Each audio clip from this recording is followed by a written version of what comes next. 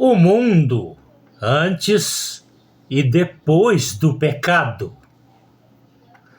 Adão e Eva estavam nus e não se envergonhavam. Gênesis 2, 25. Então foram abertos os olhos de ambos e conheceram que estavam nus e, costurando folhas de figueira, fizeram vestes para cobrir a nudez.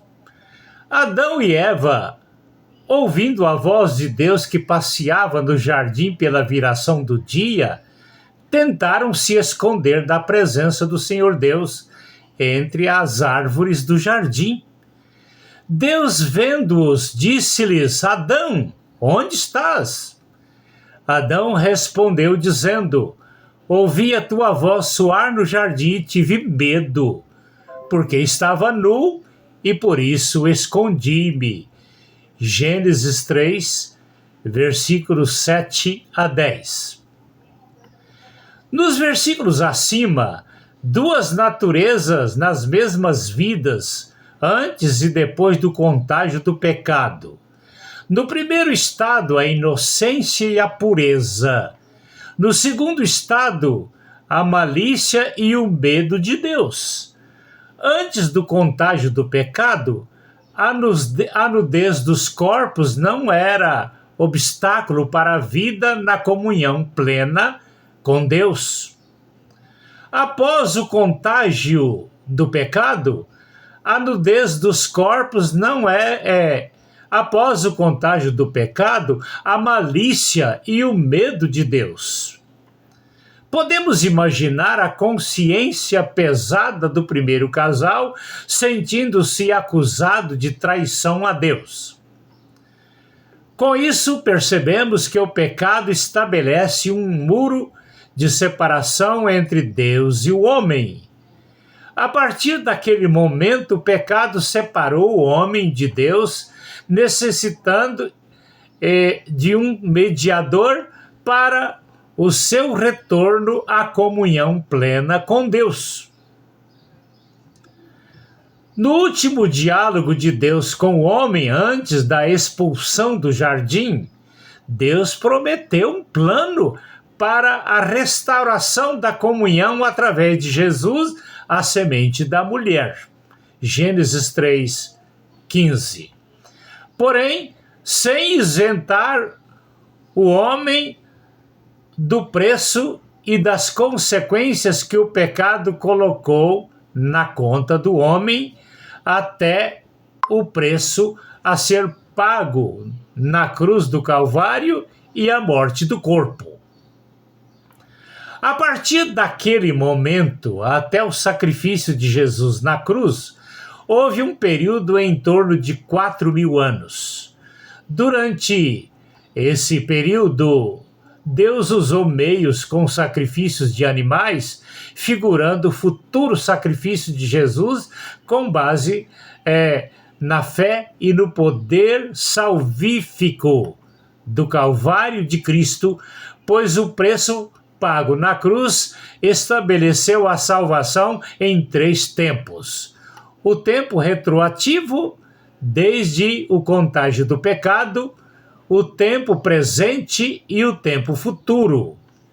O aviso de Deus sobre a semente da mulher, em Gênesis 3,15, era para despertar a fé cristã para crer no futuro sacrifício do Calvário, no presente e também no tempo posterior. O mundo antes do pecado. Convido o ouvinte para analisar comigo a natureza do mundo antes do pecado, ou seja, antes da natureza do pecado e antes do pecado, toda a terra representada no jardim do Éden, além da árvore do conhecimento do bem e do mal, a terra produzia somente o que era bom e agradável ao homem, frutos de todas as espécies para a alimentação do homem e demais seres viventes. Nem o homem e nem os animais precisavam sofrer com trabalhos debaixo do sol escaldante para conseguir alimentos. A saúde e a duração da vida eram eternas. A terra não oferecia nenhum tropeço e algo ferino para ninguém. Não havia perigos de qualquer espécie para causar sofrimentos no homem e nos demais seres. Tudo era paraíso.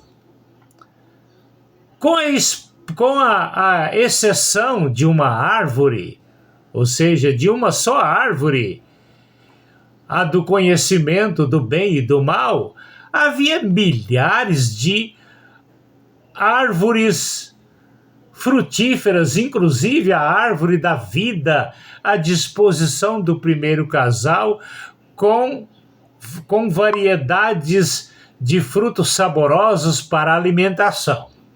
Se o casal tivesse comido do fruto da árvore da vida antes do diálogo de Eva com Satanás, incorporado na serpente, mesmo que o casal viesse a comer do fruto da árvore do conhecimento do bem e do mal, o fruto saboreado da árvore da vida já teria fixado no casal a vida eterna. A árvore da vida era a figura de Cristo, pois para todos os que nele creem e o recebem como Salvador, resgata o homem do poder do pecado, dando-lhe a vida eterna. O desejo de Deus é restaurar no pecador a vida eterna. Na nova terra e na nova Jerusalém será destacada a alegria de Deus nas vidas restauradas ao seu convívio eterno.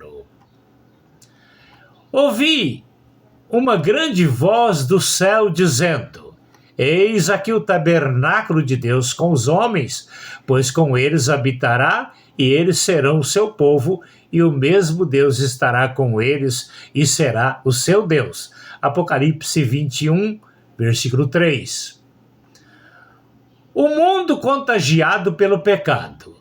Antes de o casal comer do fruto da árvore da vida, Satanás, dominando a mente de Eva, a fez esquecer todo o conforto do jardim, despertando nela a fome de poder e de bens materiais, a qual, sem consultar Adão, comeu do fruto proibido.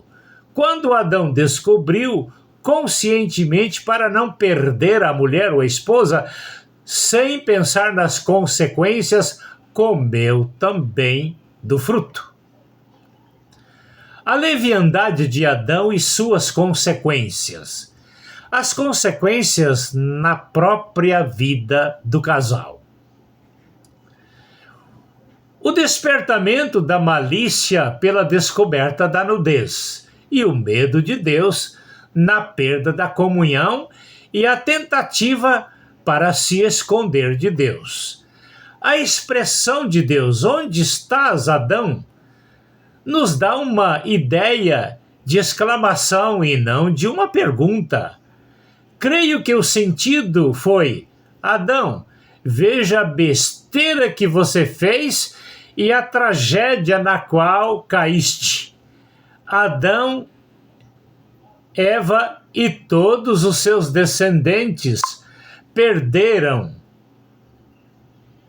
o conforto do paraíso e a natureza eterna, tendo que conquistar o sustento da vida com o suor do rosto e ter que enfrentar todos os limites da vida até a morte como consequência do pecado. Era e é exatamente isso que Satanás queria para ele não ficar sozinho na perdição. As consequências na terra. A terra foi amaldiçoada por causa do homem. As dores todos os dias da vida. A produção de espinhos e cardos para ferir o homem e demais seres. o pão de cada dia conquistado com sofrimentos até a morte, a expulsão do Éden e finalmente a morte do corpo. Tudo porque Eva parou para ouvir Satanás. Especialmente hoje, quanta gente por caprichos próprios estão brincando de mentir, caluniar e matar, desprezando conscientemente a Deus e seus propósitos para o bem eterno da humanidade. Ouvi de uma professora solicitando de seus alunos para fazer uma redação sobre Deus e outra sobre o diabo. Um aluno com o nome fictício Joãozinho fez a sua redação e entregou-a à professora, a qual, ao examiná-la, perguntou: Joãozinho, você só fez a redação sobre Deus e a redação sobre o diabo? Em resposta, o Joãozinho disse: fiquei tão empolgado com os feitos de Deus que não sobrou tempo para o diabo. Dar tempo para o diabo significa ter a mente dominada por ele e exercitar toda a sorte de desgraças para destruir a sociedade, cujos exemplos estão hoje destacados no contexto político e outros. A Bíblia diz: não deis lugar ao diabo.